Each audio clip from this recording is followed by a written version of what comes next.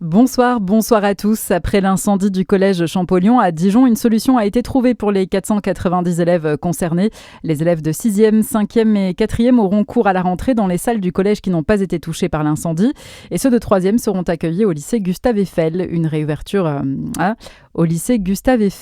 réouverture complète de l'établissement est prévue en septembre prochain. Alerte à la bombe ce matin au lycée Bonaparte à Autun. 600 élèves ont dû être évacués après un appel anonyme.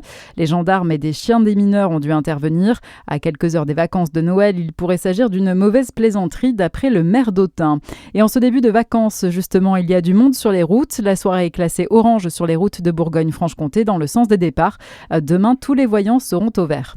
C'est un projet immobilier contesté à Dijon, la deuxième phase de l'écoquartier qui se trouve à l'arrière de la Cité de la Gastronomie.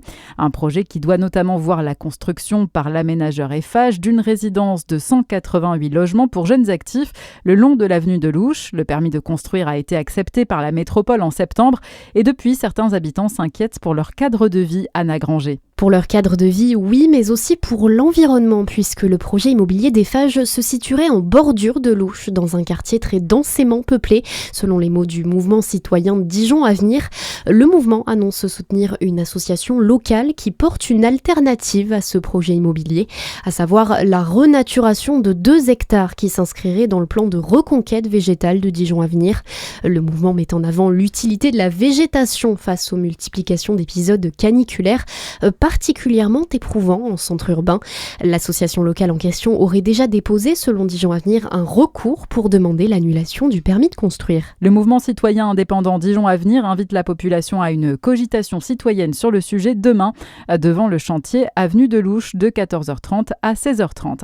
Dans l'actualité aussi, une journée de consultation pour Sébastien Lecornu. Le Premier ministre a reçu aujourd'hui les principaux syndicats agricoles en pleine crise de la dermatose nodulaire conjuguée aux inquiétudes autour du traité avec le Mercosur. À la sortie de son entrevue, le patron de la FNSEA a dit attendre de la part de Sébastien Lecornu d'ici ce soir un courrier avec l'ensemble de ses intentions.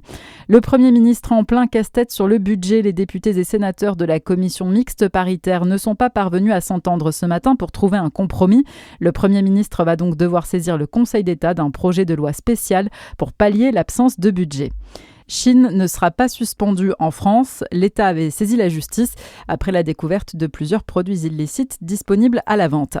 Et puis du biathlon, l'étape du Grand Bornand dans les Alpes jusqu'à dimanche. Le sprint 10 km n'a pas souri au biathlète jurassien Quentin Fillon-Maillet. Il termine à la 20e place. La poursuite aura lieu demain.